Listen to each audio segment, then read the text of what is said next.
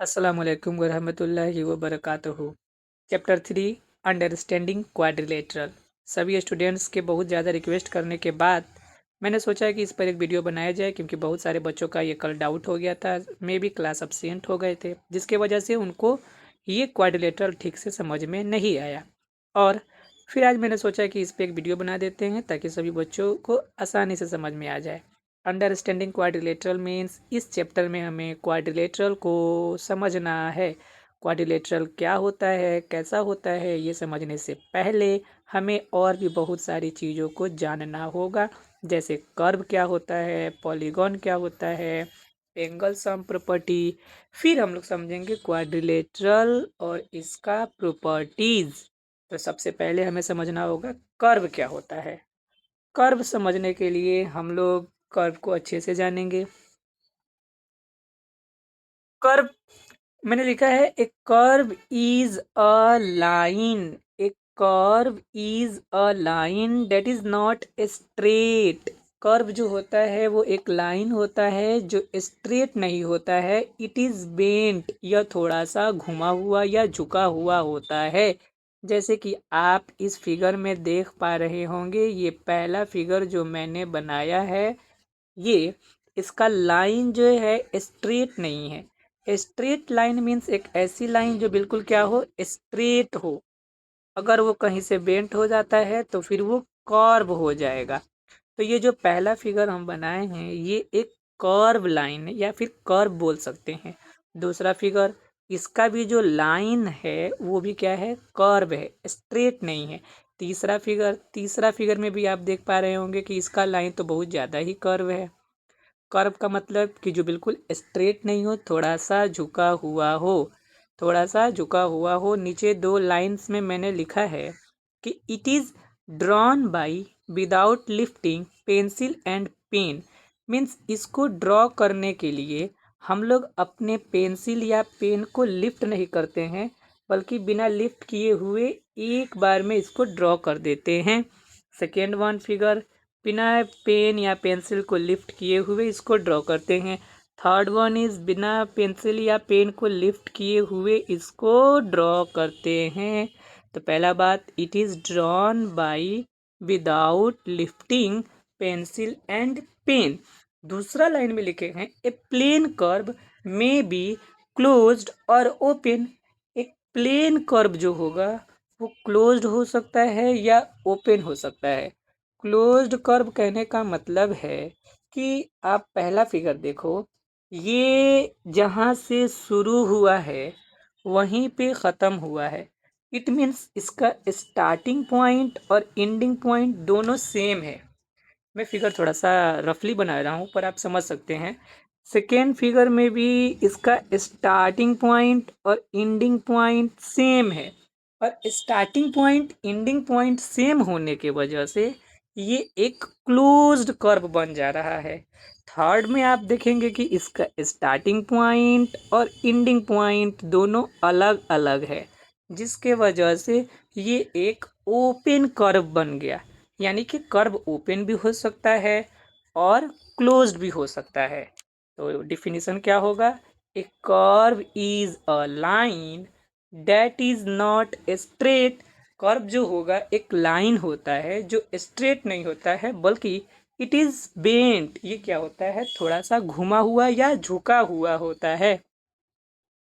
अब बात करते हैं कि कर्व कितने तरह के होते हैं। जैसे ऊपर मैंने बताया कि ओपन कर्व और क्लोज्ड कर्व दोनों को अच्छे से समझते हैं। जैसे पहला, इस साइड में मैंने लेफ्ट साइड में जो लिखा है वो लिखा है, a curve that does not end at the starting point. यानी कि एक ऐसा कर्व जो स्टार्टिंग पॉइंट पे ख़त्म नहीं होता है, यानी कि इसका स्टार्टिंग पॉइंट कहीं और होगा और एंडिंग पॉइंट कहीं और होगा, जिसके वजह से ये ओपन रह जाता है। जस्ट लाइक आप इस फिगर में देख सकते हैं कि यहाँ से हम लोग इंटर कर सकते हैं क्योंकि ये एक साइड से ओपन है। वैसे दूसरे फिगर में भी देख सकते हैं, यहाँ से हम लोग इंटर कर सकते हैं क्योंकि ये इस साइड से ओपन है। तो ओपन कर्व क्या होता है, तो जिसका स्टार्टिंग पॉइंट और एंडिंग पॉइंट दोनों अलग अलग हो, या फिर एक ऐसा कर्व जो कभी भी स्टार्टिंग पॉइंट पे जाकर के एंड नहीं होता हो। अब है क्लोज्ड कर्व, एक curve that begins and ends at same point. जैसे कि मैंने यहाँ पे डिफिनीशन लिखा हुआ है, आप उसको समझ सकते हैं। एक curve that begins and ends at same point, यानी कि एक ऐसा कर्व जो शुरू और ख़त्म एक ही पॉइंट पे होता है। बिगिंस मीन्स होता है शुरू करना, जस्ट लाइक स्टार्ट मीन्स इसको हम लोग स्टार्टिंग पॉइंट भी बोल सकते हैं। तो एक ऐसा कर्व जिसका beginning point means starting point और एंडिंग पॉइंट क्या हो, सेम हो, यानी एक ऐसा कर्व जिसका बिगिनिंग पॉइंट और एंडिंग पॉइंट क्या हो, सेम हो। जैसे कि आप इस फिगर में देख सकते हैं, मैं रफली ड्रॉ कर रहा हूं पर आप समझ सकते हैं कि इसका स्टार्टिंग पॉइंट और एंडिंग पॉइंट दोनों क्या है, सेम है। क्लियर है? जस्ट लाइक आप इस फिगर में भी देख सकते हैं, इसका स्टार्टिंग पॉइंट और एंडिंग पॉइंट सेम है। क्लियर है? जस्ट लाइक स्टार, ये भी एक पॉलीगॉन है जिसके बारे में हम लोग बाद में डिस्कस करेंगे।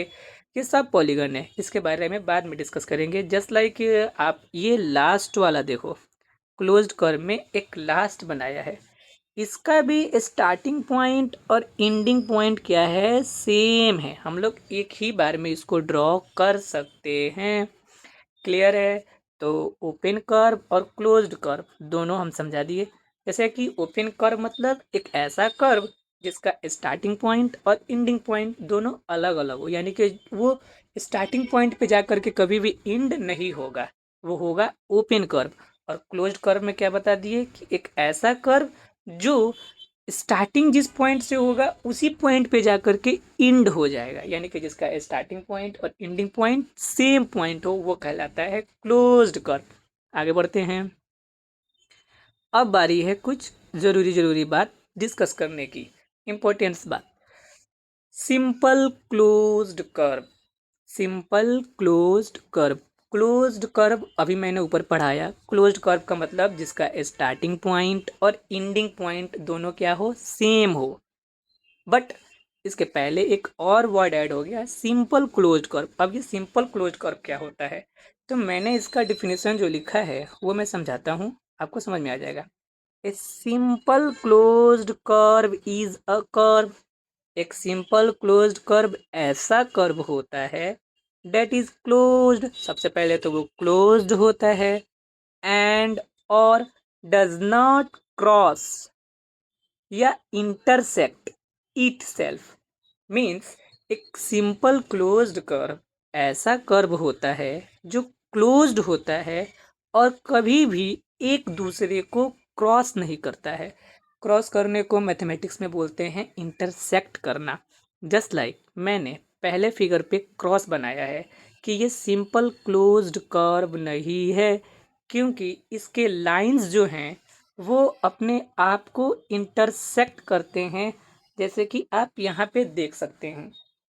और अगर इसके लाइन अपने आप को इंटरसेक्ट कर लिए तो वो सिंपल क्लोज्ड कर्व नहीं हो सकता है। सिंपल क्लोज्ड कर्व होने का कंडीशन क्या है, तो ए सिंपल क्लोज्ड कर्व एक ऐसा कर्व होता है जो फर्स्टली क्लोज होता है और कभी भी एक दूसरे को क्रॉस नहीं करता है। क्रॉस में बार बार ये वर्ड यूज कर रहा हूँ, पर आप इतना ज़रूर ध्यान रखिएगा कि उसका मतलब है इंटरसेक्ट नहीं करता है।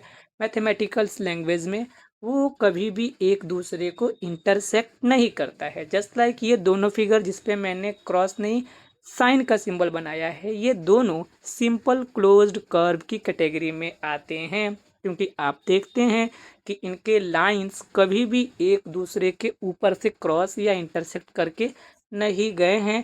तो हम लोग इसको सिंपल क्लोज्ड कर्व बोल सकते हैं, इसको और इसको। लेकिन इसको नहीं बोल सकते क्योंकि ये इसके लाइंस कहीं ना कहीं इंटरसेक्ट करते हैं, बाकी दो फिगर्स में लाइन कहीं इंटरसेक्ट नहीं करती है। तो ये एक सिंपल क्लोज्ड कर्व हुआ। यहाँ तक बात समझ में आ गई होगी। अब हम लोग आगे कुछ और डिस्कस करेंगे। अब बारी है पॉलीगॉन की।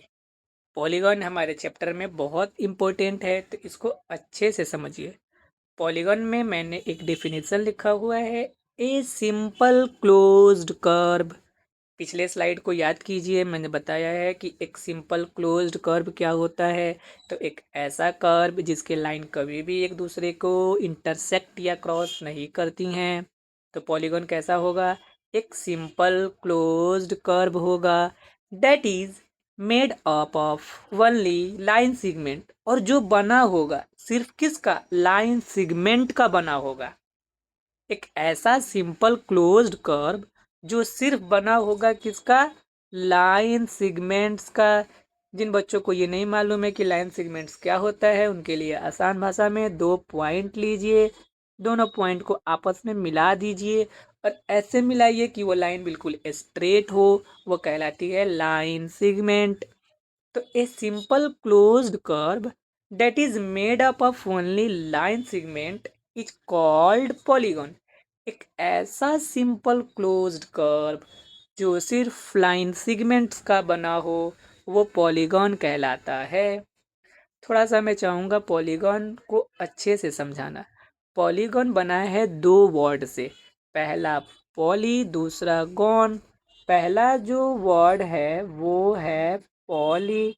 पॉली का मतलब होता है बहुत सारा। पॉली को हम लोग बोल सकते हैं मेनी, यानी कि बहुत सारा। और दूसरा जो वर्ड है वो है गॉन, GON। गॉन का मतलब होता है साइड्स। साइड्स यानी पॉलीगॉन का मतलब हुआ मेनी साइड्स, बहुत सारी भुजाएं। पॉलीगॉन का हिंदी भी होता है बहुभुज। बहु मतलब बहुत, भुज मतलब भुजा। यानी कि जिस पॉलीगॉन या फिर जिस कर्व में बहुत सारी साइड्स हो या बहुत सारे भुजाएं हो, वो कहलाता है पॉलीगॉन।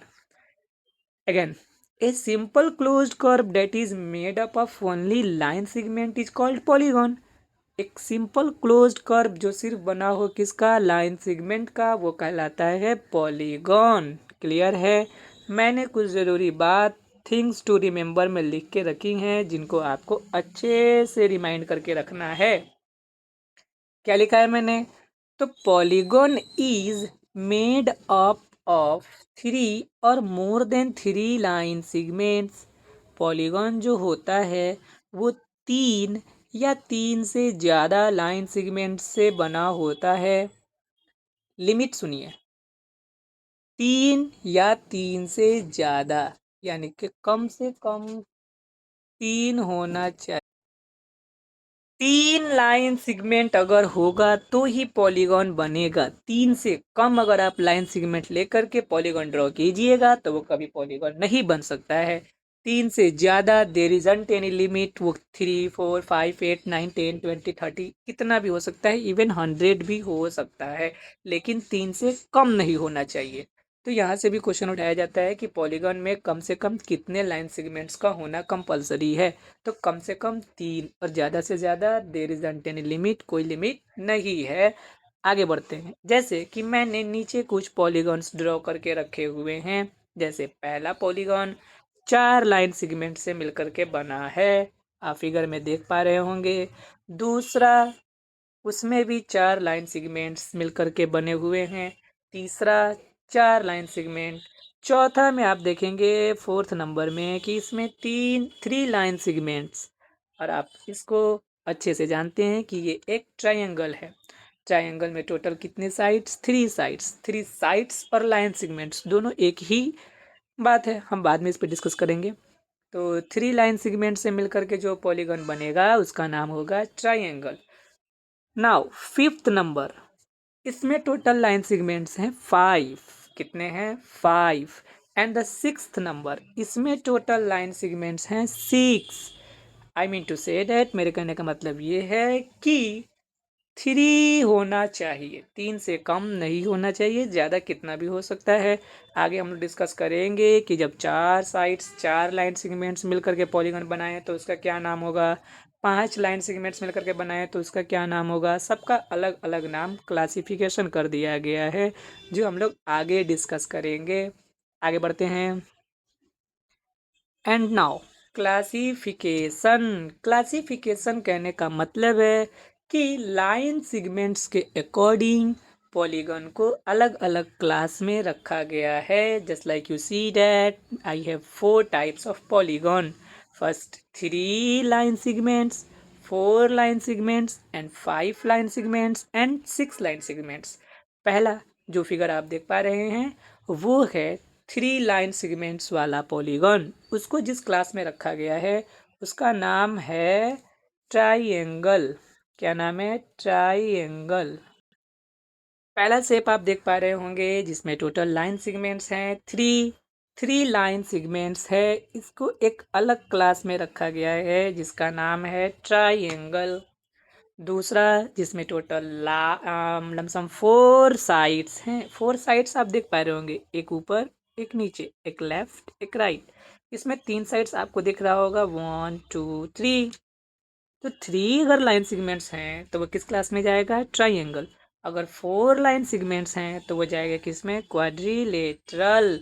और अगर 5 लाइन सेगमेंट्स हैं तो उसे बोलेंगे पेंटागोन। वैसे ही अगर 6 लाइन सेगमेंट्स हैं तो उसका नाम होगा हेक्सागोन। ये नाम नहीं है, ये क्लास है। जैसे कि 3 साइड्स वाला पॉलीगॉन जाएगा किसमें? ट्रायंगल में। 4 साइड्स वाला क्वाड्रिलेटरल में।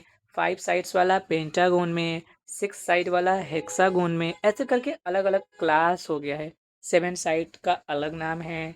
8 साइड्स होंगे तो उसका अलग नाम है। 9 साइड्स होते हैं तो उसका अलग नाम है। 10 साइड्स होगा तो अलग नाम है। ये हम लोग अभी डिस्कस नहीं करेंगे। मेनली कुछ पॉपुलर्स पॉलीगॉन हमें इतना अच्छे से समझना है। 3 साइड्स वाला ट्रायंगल, 4 साइड्स वाला क्वाड्रिलेटरल, 5 साइड्स वाला पेंटागोन, 6 साइड्स वाला हेक्सागोन। आगे बढ़ते हैं, समय कम है। कुछ कुछ मैंने नाम टेबल बना के रखा गया है, आप अच्छे से देख पा रहे होंगे। अगर नंबर ऑफ साइड्स 3 होगा तो उस पॉलीगॉन का नाम ट्रायंगल होगा। ऐसे करते करते मैंने 6 तक बता दिया गया है। 6 साइड्स होंगे तो हेक्सागोन। वैसे 7 साइड्स को बोलेंगे हेप्टागोन। और 8 साइड्स वाले को ऑक्टागोन। 9 साइड्स वाले को नोनेगोन। ये जो आप पहले देख रहे हैं ट्राई, क्वाड्री, पेंटा, हेक्सा, हेप्टा, ऑक्टा, नोने, डेका, ये सभी एक दूसरा लैंग्वेज है जिसका मतलब 1 2 3 ही होता है। मैंने कंप्यूटर में एक लैंग्वेज पढ़ाया है, octal number system.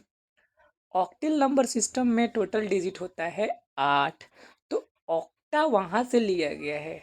Octa, octa का मीन्स ही होता है 8। और कंप्यूटर लैंग्वेज में ऑक्टेल हो जाता है और इसमें ऑक्टागोन हो जाता है। तो ऑक्टागोन में टोटल साइड्स कितना होगा? 8।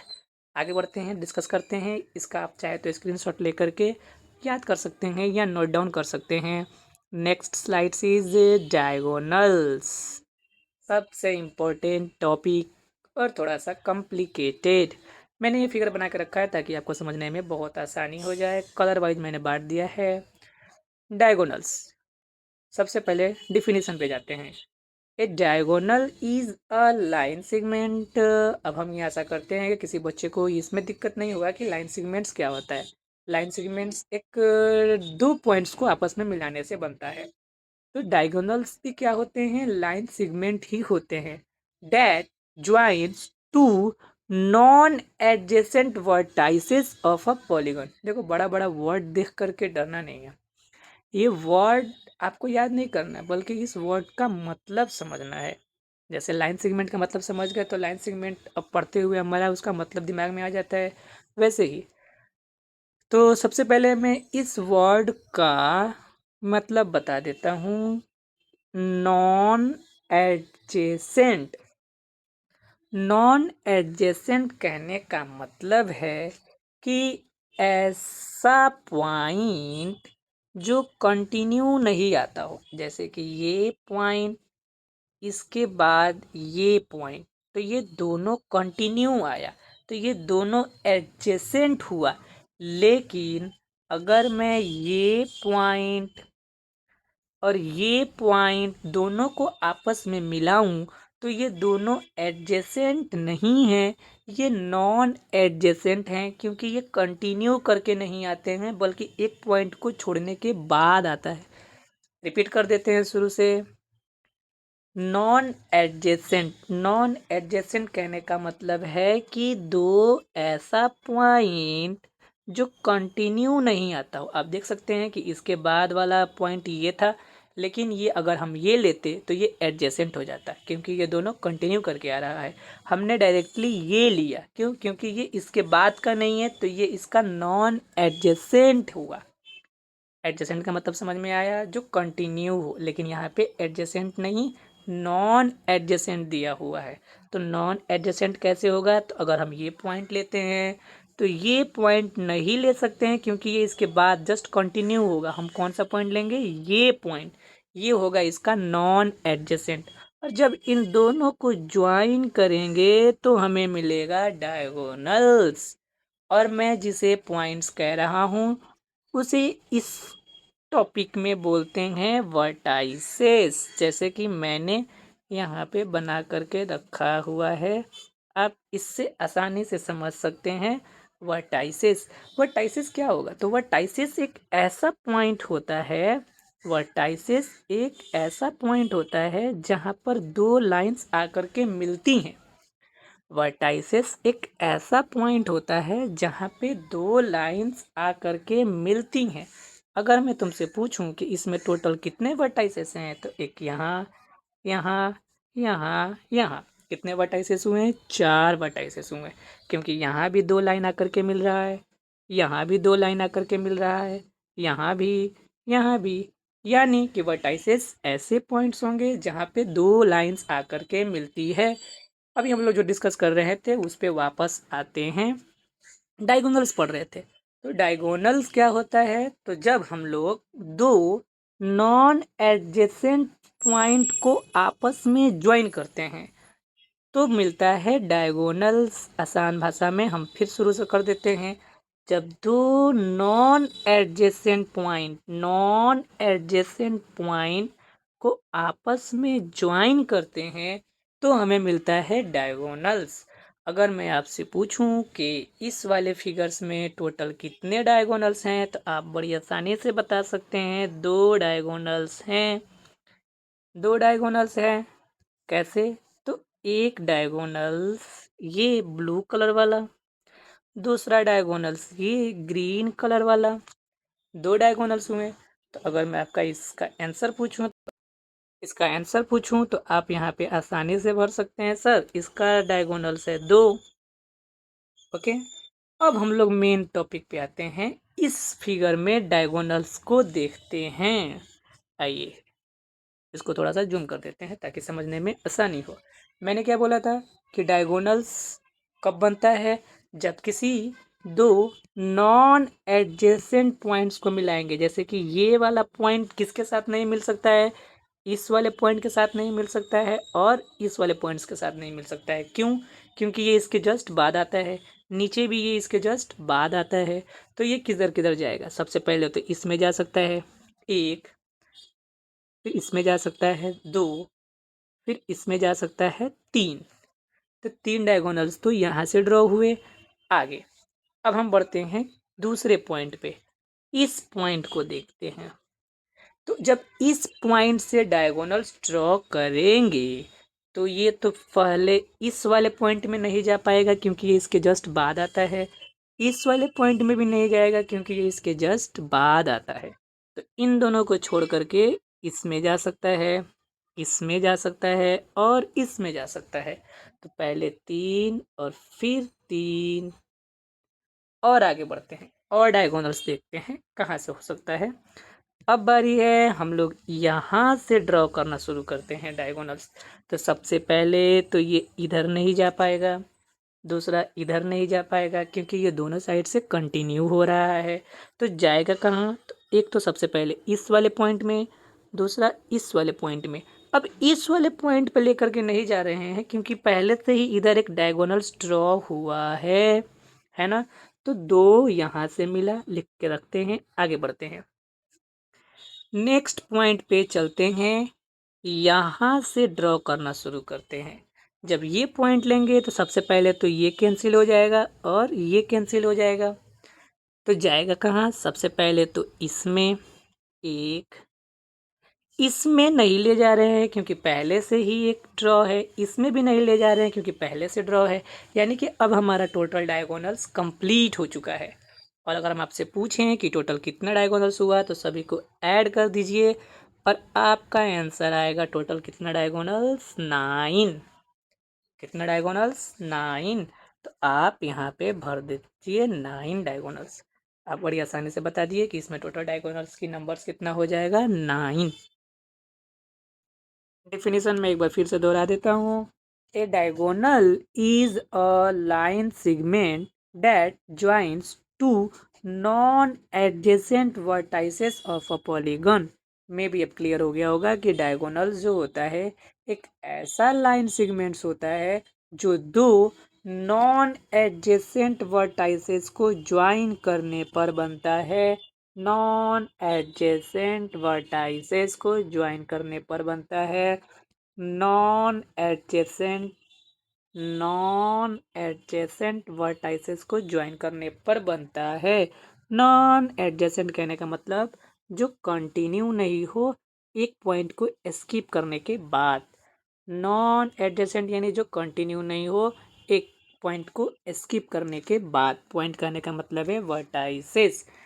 अब हम लोग कुछ फार्मूलाज के बारे में डिस्कस करने वाले हैं।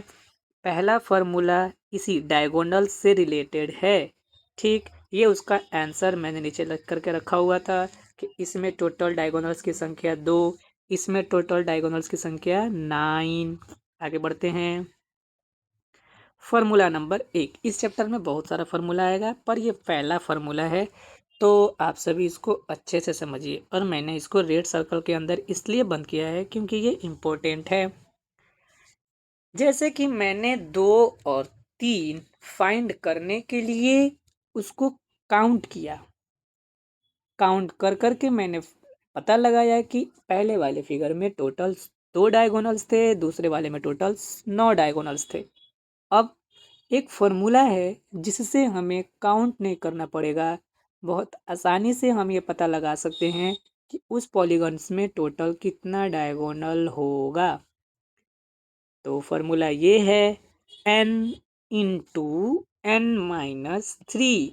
n into n minus 3 bracket को बोलते हैं into n minus n into n minus 3/2। Clear है? मैंने नीचे यहाँ पे लिखा हुआ है कि n क्या है, तो जितना उस पॉलीगन में साइड है वो n का वैल्यू है। जितना उस पॉलीगन में साइड है उतना ही n का वैल्यू है। जैसे कि आपके सामने एक पॉलीगन मैंने बना के रखा हुआ है, इसमें साइड्स काउंट कीजिए 1 2 3 एंड 4। इस पॉलीगन में टोटल कितना साइड्स है, 4। तो इसका n का वैल्यू हो जाएगा 4। कैसे फाइंड करते हैं ये भी मैंने बना करके रखा है, आप इसको समझिए। जैसे जो सामने ये पॉलीगन है इसी का डायगोनल्स फाइंड करते हैं। आंसर हमें पहले से पता है कि 2 डायगोनल्स आएगा, बस हम लोग उसको प्रूफ करने के लिए इसको सॉल्व करते हैं। तो सबसे पहले तो आप फार्मूला लिखिएगा। क्लियर है? फार्मूला लिखने के बाद आप क्या कीजिएगा, जहाँ जहाँ n है वहाँ वहाँ 4 रखिएगा, पुट कीजिएगा, n का वैल्यू पुट कीजिएगा। ठीक, मैंने पुट किया है। अब आप देख पा रहे होंगे कि क्वेश्चन हमारा बन गया 4 इंटू 4 माइनस 3/2। जो थोड़ा सा सिंप्लीफाई पढ़ा होगा, जिसका उस पर कमांड होगा, वो अच्छे से जानता है कि इस तरह के क्वेश्चन को सॉल्व करने के लिए सबसे पहले ब्रैकेट सॉल्व करते हैं। 4 माइनस 3 इज इक्वल टू 1। 4 का 4 हो जाएगा, ब्रैकेट हटेगा तो मल्टीप्लाई लगेगा और 4 माइनस 3 करके आएगा 1। क्वेश्चन हमारा हो गया ऐसे। अब इसको सॉल्व कीजिए तो 4 1 जब 4 ऊपर हो जाएगा, नीचे 2 है तो 2 आ जाएगा। और फिर हम लोग क्या करेंगे, इसको कट करेंगे। जैसे ही कट करेंगे 2 2 जब 4 और हमें नंबर ऑफ डायगोनल्स पता चल गया। नंबर ऑफ डायगोनल्स टोटल कितना हो जाएगा, 2। क्योंकि ये एक ऐसा पॉलीगन था जिसमें टोटल साइड्स कितने थे? 4। टोटल साइड्स कितने थे? 4, 1 2 3 4। और हम पहले बता चुके हैं कि जब किसी पॉलीगन में 4 साइड्स हो तो उसे बोलते हैं क्वाड्रिलेटरल। तो ये एक क्वाड्रिलेटरल है। तो किसी भी क्वाड्रिलेटरल में डायगोनल्स का नंबर कितना होता है? 2। किसी भी क्वाड्रिलेटरल में डायगोनल्स कितना होगा? 2। और ट्रेंगल में एक भी डायगोनल्स नहीं होता है। Let's prove it. इसे प्रूव करते हैं कि क्यों नहीं होता है। जैसे कि मैं एक ट्रेंगल लेता हूँ तो उसमें साइड्स कितना होगा? 3। कितना होगा? 3। तो फॉर्मूला के अकॉर्डिंग क्या हो जाएगा? 3 × 3 - 3/2। Let's solve it. You all know very well. Bracket हटेगा, मल्टीप्लाई लगेगा, 3 में से 3 जाएगा, 0 नीचे 2। इसका आंसर आएगा 0/2। कट करेंगे, आंसर इज 0। तो जिस पॉलीगन में 3 साइड हो उसमें डायगोनल्स कितना होगा? 0। तो जिस पॉलीगन में 3 साइड होता है उसका नाम होता है ट्राइएंगल। क्या होता है? ट्राइएंगल। क्लियर है? ऐसे करके आप किसी भी पॉलीगन्स का डायगोनल्स का नंबर निकाल सकते हैं। आगे बढ़ते हैं। कुछ पॉलीगन का ना टाइप होता है। टाइप तो मतलब बहुत सारा होता है, पर ये कुछ कुछ इम्पोर्टेंट टाइप होगा जो हमारे बुक्स को क्वेश्चन को सॉल्व करने में हमारी मदद करेगा। जैसे पहला type regular polygon. Regular regular polygon. And second one is irregular polygon. Regular polygon और इरेगुलर पॉलीगन। डिफिनीशन पे फोकस करते हैं।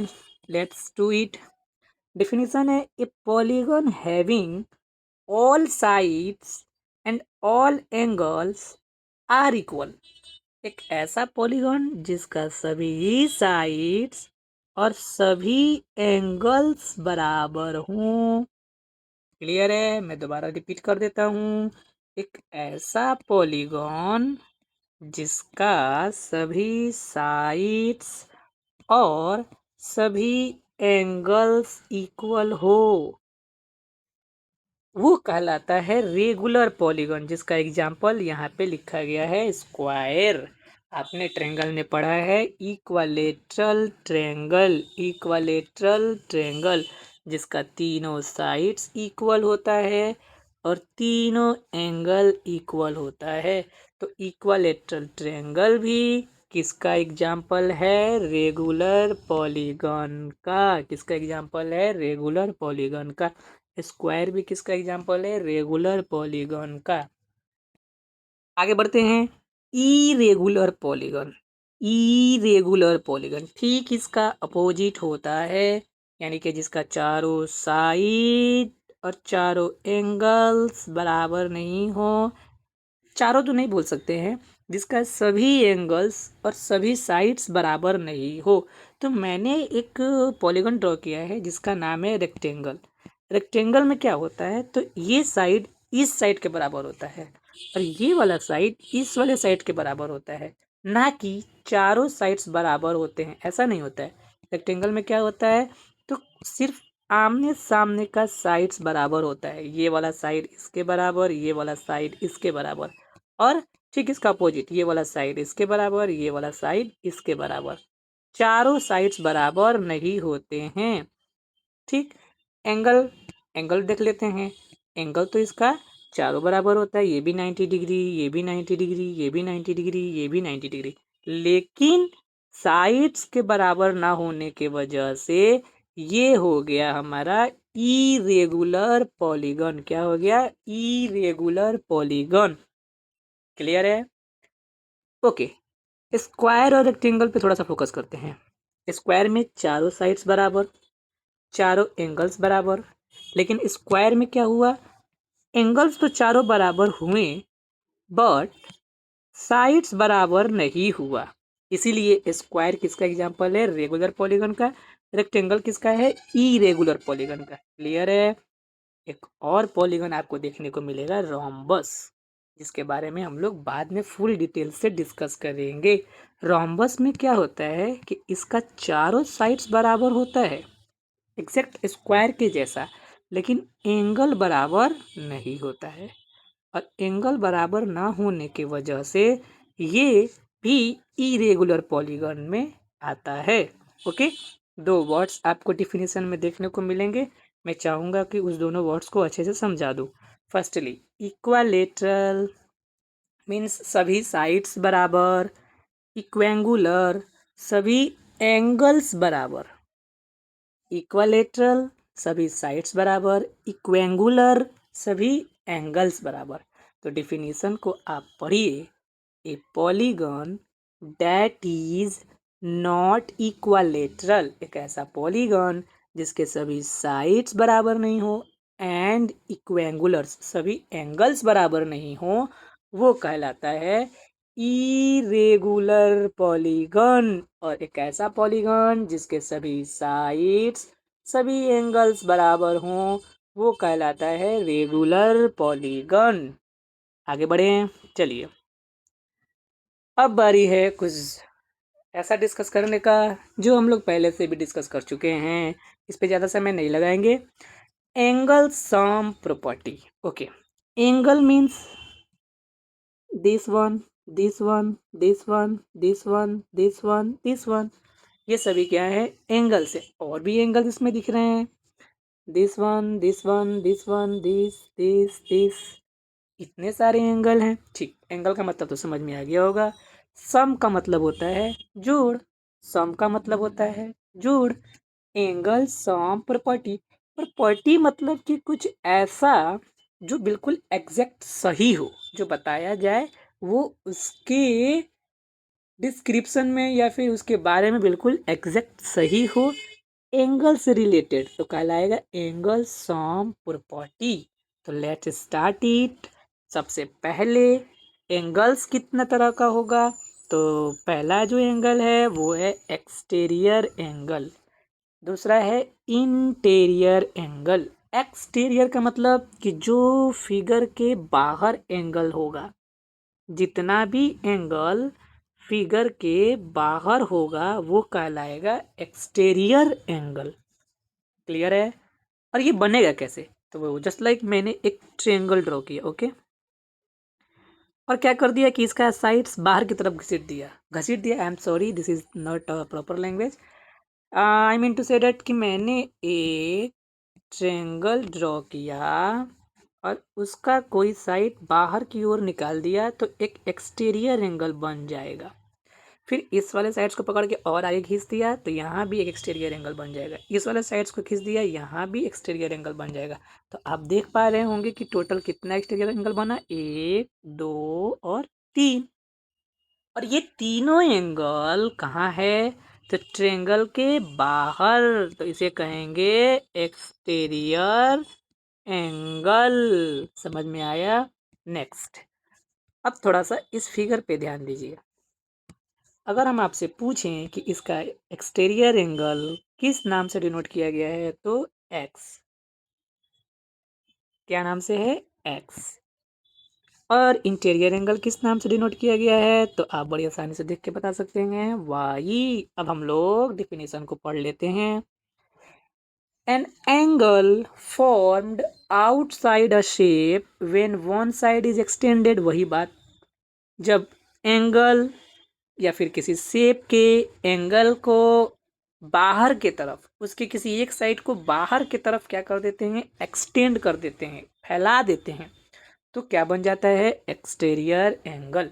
और कुछ सबसे इम्पोर्टेंट बात मैंने यहाँ पे लिख के रखी है, आप सभी को उसको रिमाइंड कर लेना है। क्या लिखा है, and sum of all and sum of all exterior angle of any polygon is 360 degree. याद कीजिए मेरे साथ, मैंने क्या बोला, and sum of all exterior angle of any polygon is 360 degree. Any polygon means कोई भी पॉलीगॉन, चाहे उसमें 3 साइड हो, चाहे उसमें 4 साइड हो, चाहे उसमें 5 साइड हो, इवन 100 साइड हो, इट डजेंट मैटर। उसका जो एक्सटीरियर एंगल का सम होगा वो हमेशा 360 डिग्री ही होगा। क्यों? कौन सा एंगल का सम हम बोल रहे हैं? एक्सटीरियर। कौन सा? एक्सटीरियर। इंटीरियर नहीं, एक्सटीरियर। इंटीरियर सबका अलग अलग होता है, जिसके बारे में बाद में डिस्कस करेंगे। पहले एक्सटीरियर को कवर करते हैं। तो एक्सटीरियर एंगल चाहे किसी भी पॉलीगॉन का ले लीजिए और सभी को जोड़ दीजिए। जैसे मैं इसी पॉलीगॉन को ले लूं जो मैंने बनाया हुआ है और इसके सभी एक्सटीरियर एंगल को ऐड कर लूँ, 1 2 3 4 5 6, तो इसका जो सम होगा वो 360 डिग्री ही होगा। क्लियर है? चाहे पॉलीगॉन कोई भी हो, उसमें 3 साइड हो, 4 साइड हो, 5 साइड हो, it doesn't matter, even 100 side क्यों ना हो, उसका एक्सटीरियर एंगल का सम हमेशा 360 डिग्री ही आता है। अब बारी है इंटीरियर एंगल को समझने का। सबसे पहले हम लोग इंटीरियर एंगल क्या है ये समझ लेते हैं। An angle formed inside a shape when two sides meet. वो एंगल जो शेप के इनसाइड यानी कि शेप के अंदर बनता है। और कब बनता है? जब दो साइड्स आपस में मिलती हैं। चलिए फिगर पे आ जाते हैं वापस और जो डिफिनेशन था उसको समझने की कोशिश करते हैं। वो एंगल जो शेप के इंटीरियर में बदलता है, कलर चेंज कर लेते हैं। वो एंगल जो शेप के इंटीरियर में बनता है। और कब बनता है? जब दो साइड्स आकर के मिलती हैं तो इंटीरियर एंगल बनता है। यहाँ भी आप देख सकते हैं एक ऐसा एंगल जो शेप के अंदर हो। और कब बने? जब दो लाइंस आकर के मिले तब। ऊपर भी देख लेते हैं, आ जाइए जहाँ वाइब लिखा गया है वहाँ पे भी डिस्कस कर लेते हैं कि एक ऐसा फिगर जो शेप के अंदर हो। और कब बने? जब दो साइड्स आकर के मिलती हों, एक साइड्स इधर से एक साइड्स इधर से। ठीक, तो इंटीरियर एंगल बनता है। क्लियर है? एक्सटीरियर एंगल शेप के बाहर, इंटीरियर एंगल शेप्स के अंदर। आगे की तरफ बढ़ते हैं। अब आया दूसरा फॉर्मूला। मैंने कहा था कि इस चैप्टर में बहुत सारे फॉर्मूला होंगे जिसको आपको अच्छे से समझना है। फॉर्मूला नंबर 2, पहला फॉर्मूला था डायगोनल्स फाइंड करने का। मैं चाहूँ तो रिमाइंड करा सकता हूँ।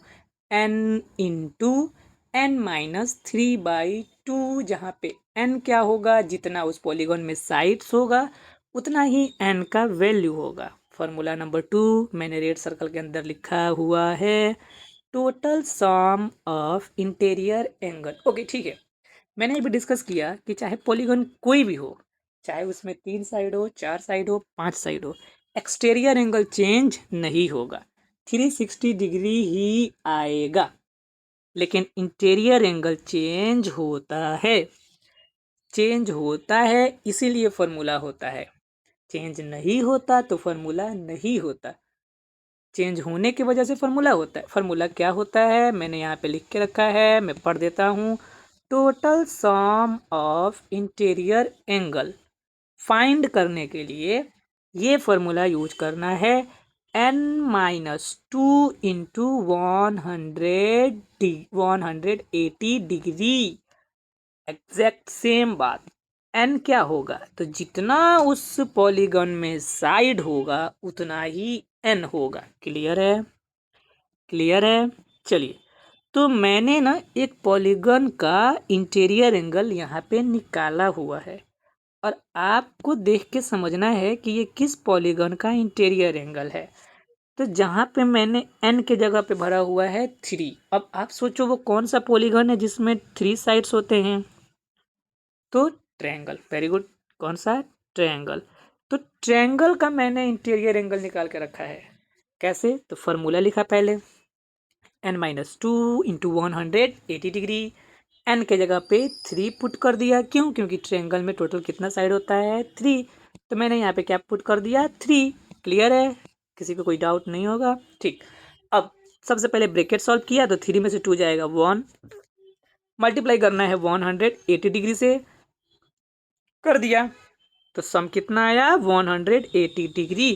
तो किसी भी ट्रायंगल का इंटीरियर एंगल कितना डिग्री का होगा? 180 डिग्री।